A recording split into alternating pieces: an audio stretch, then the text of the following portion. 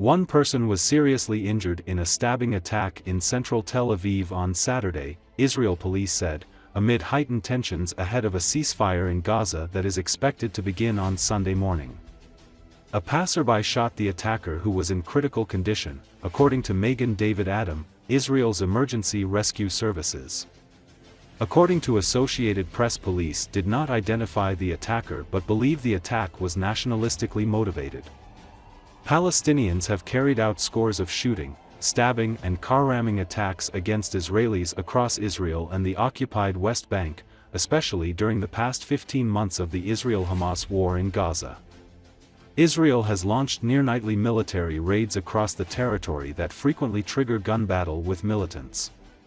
There has also been a sharp rise in attacks on Palestinians by Israeli settlers, leading the United States to impose sanctions.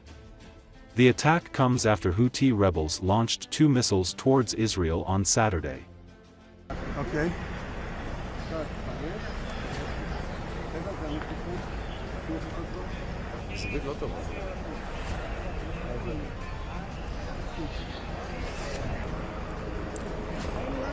כולם מחכים לו, לא יודע, הביאו את כולם ואמרו לו...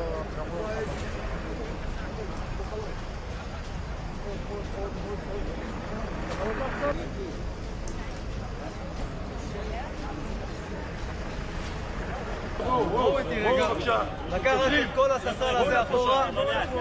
חבר'ה, תעבור רק לססל תפתח רוורס על האוטובוס רגע. יש לך דברים קשורים לפה, זה לא בעיה שלנו, לא בעיה שלנו. תן לו.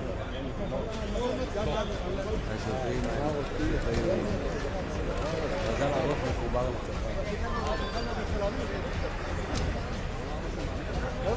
שעון, מי נפל שעון? שעון. מישהו יכול להגיד מה שעה? שעה.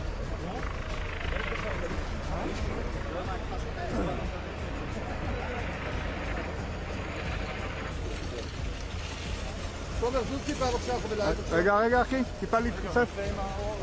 אני חייב לצאת החוצה. חייב לצאת, סניור.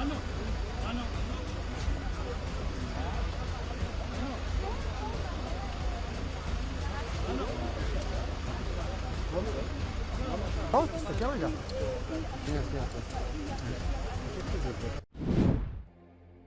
The families of hostages held in Gaza called Friday for Israeli Prime Minister Benjamin Netanyahu to implement a ceasefire deal that would ensure the return of all their loved ones.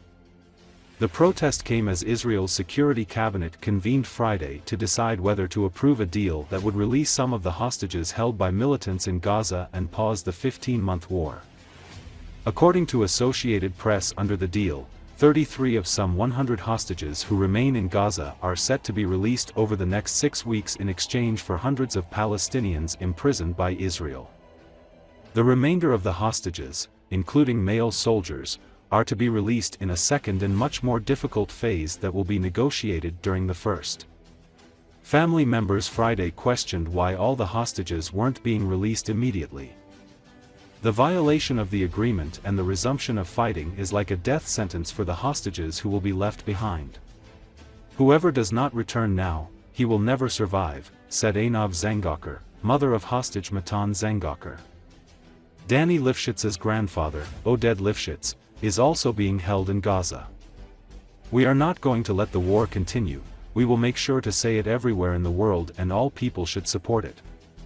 We won't stop until the last hostage returns, he said in Hostages Square in Tel Aviv. If the cabinet approves, the deal will then go to the government for final sign-off before the ceasefire goes into effect.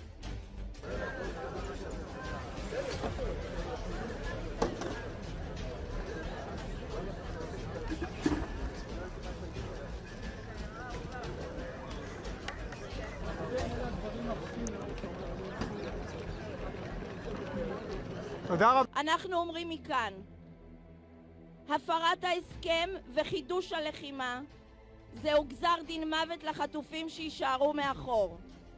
מי שלא יחזרו עכשיו לא ישרדו יותר. אני דורשת מנתניהו, צא לציבור.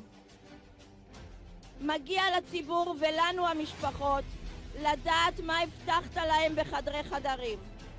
האם אתה מתכוון לעמוד בהסכם? האם אתה מתכוון לסיים את המלחמה ולהחזיר את כולם, או שלא?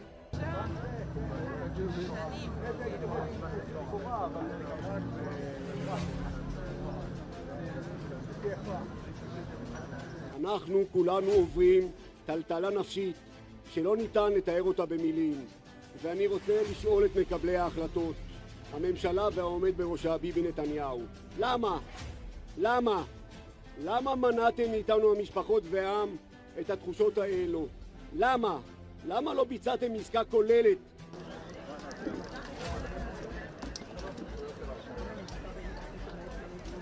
ברגע הזה כל המשפחות מאוחדות מאי פעם מאחורי החזרתם של 33 החטופים הראשונים, ומשם החזרת כל החטופים. אנחנו לא ניתן למלחמה להמשיך, אנחנו נדאג בכל מקום בעולם, וכל העם צריך לתמוך בזה. לא עוצרים עד שאחרון החטופים בבית. תודה רבה לכולכם, וביום ראשון אנחנו מתחילים עידן חדש של המדינה הזאת, היסטוריה חדשה, ואני באמת לא מקנא בנו, אבל רצינו להגיע לרגע הזה. זה הולך להיות מאוד קשה.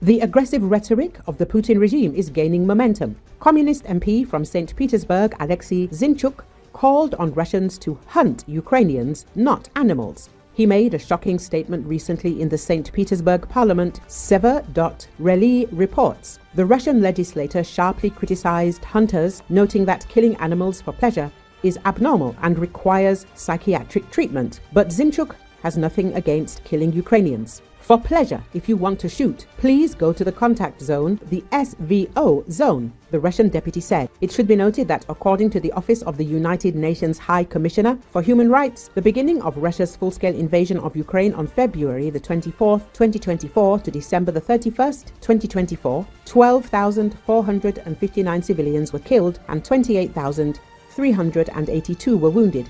Among the dead were 585 children. The data obviously does not fully reflect the real situation, since the counting of victims is complicated in the combat zone and in the territories occupied by the Russian army. There is reason to believe that the number of civilian deaths is much higher. Alexei Zinchuk became a deputy of the Legislative Assembly of St. Petersburg in 2021. He holds the post of deputy chairman of the Standing Committee on Law and Order and Legality. Zinchuk is non-partisan but represents the Communist Party of the Russian Federation faction. In 2022, Alexei Zinchuk was detained after a fight near the Grazdansky Prospect metro station. Telegram channels published video in which the deputy swears at unnamed men and then fights with one of them. At the end of the video, a police officer asks Zinchuk not to wave his ID. Zinchuk was taken to the police, but no report was drawn up against him. Later, in comments to the media, the deputy said that he was filming tow trucks loading kiosks. The driver of one of the tow trucks knocked the phone out of his hands, which is what caused the fight, Zinchuk claimed.